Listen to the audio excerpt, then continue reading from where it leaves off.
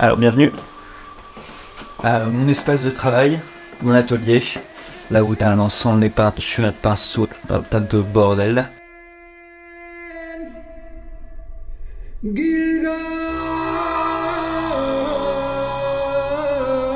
Bienvenue dans les Galeries Minet. L'exposition que je vous présente, c'est l'exposition Arche. Pourquoi Arche?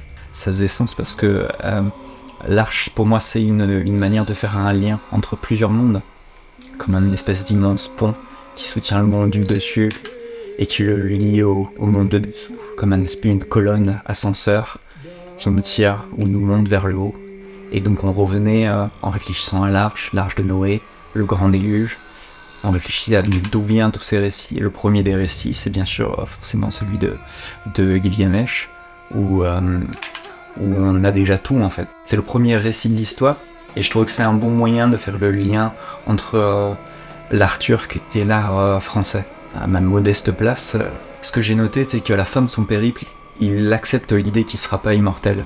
C'est-à-dire que ce récit, la fin, c'est une espèce d'ouverture vers une forme de... une promesse qui est plus humaine que divine.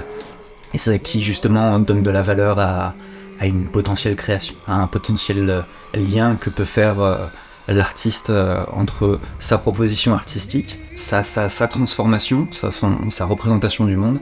Ce lien-là, il le fait avec le public. Quand on parlait de Gilgamesh, il y a un truc intéressant, c'est que son frère, on va dire son jumeau qui est envoyé par les dieux pour le mettre à l'épreuve, c'est une version de lui sauvage, extrêmement poilu. Ils étaient voués à s'entretuer, mais vu que ce sont les mêmes, ils n'arrivent pas à se tuer, ils font les mêmes mouvements, ils se sautent dans les bras. Après s'être affrontés, ils se sautent dans les bras en se disant que finalement, ce sont des frères. Du coup, je m'appelle Hugo Charpentier, je suis artiste peintre, on peut dire ça. Je suis aussi enseignant dans plusieurs écoles où j'enseigne anatomie, peinture, illustration, game design, etc., etc. Un artiste, c'est un égoïste qui essaye de se faire pardonner, c'est-à-dire que moi, mon travail, je le fais pour moi-même, et c'est vraiment un vrai plaisir d'oublier complètement le monde pendant l'espace-temps, la bulle que tu te crées, où tu fais ce que tu veux, t'es complètement libre. Et je dirais que le matin, je regarde des films parce que t'absorbes beaucoup mieux les informations le matin. Je me mets 2-3 films le matin, histoire des images énormément, je me nourris. Ensuite, on va dire la digestion, donc 2-3 heures avec des croquis où tu commences à sortir des idées. Et après, vers 14 heures, là je peux commencer à peindre. Voilà. Enfin, commencer à peindre, à commencer à travailler une image plus concrète, soit de la peinture numérique plus traditionnelle, ou même faire quelque chose de plus concret, ouais, vers 14 heures. Et si je fais pas n'importe quoi et que ça se passe bien, et que l'image part bien, ben là, ça peut durer toute la nuit. Comment est-ce que je fais ça? Eh ben, c'est difficile à résumer parce que moi c'est technique mixte, donc j'ai pas véritablement de méthode, mais ça va être plutôt un état d'esprit. C'est-à-dire que quand je peins, je vais essayer de trouver la bonne matière et le bon combo finalement. C'est surtout trouver la bonne couleur. Et à un moment donné, tu trouves la couleur qui fait que tout va s'harmoniser. Mais là, en l'occurrence, pour celle-là, je pense que ça va être le bleu, même si c'est pas tout à fait terminé.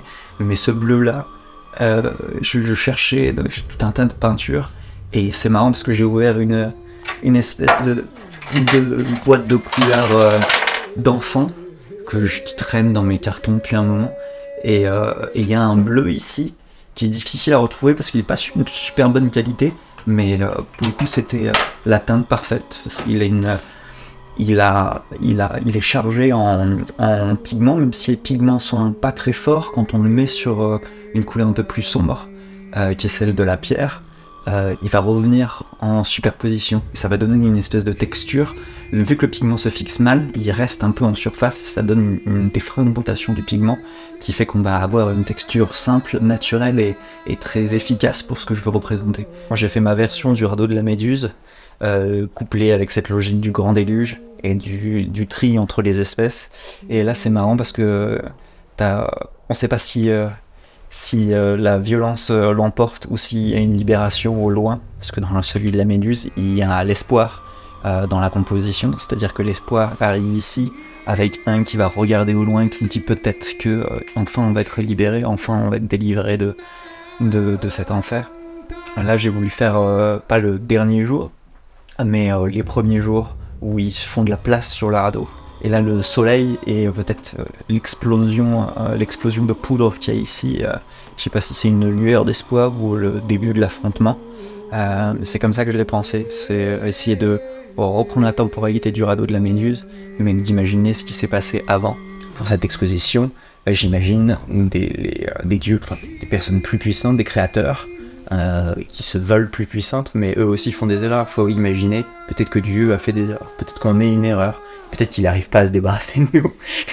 Et peut-être que c'est ça qui est drôle, justement, c'est à la fois amusant et attendrissant de voir un père, entre guillemets, ou une mère, mais qui n'arrive pas à se débarrasser de son enfant un peu mal formé, qui ne ressemble plus vraiment, dont il n'est pas très fier.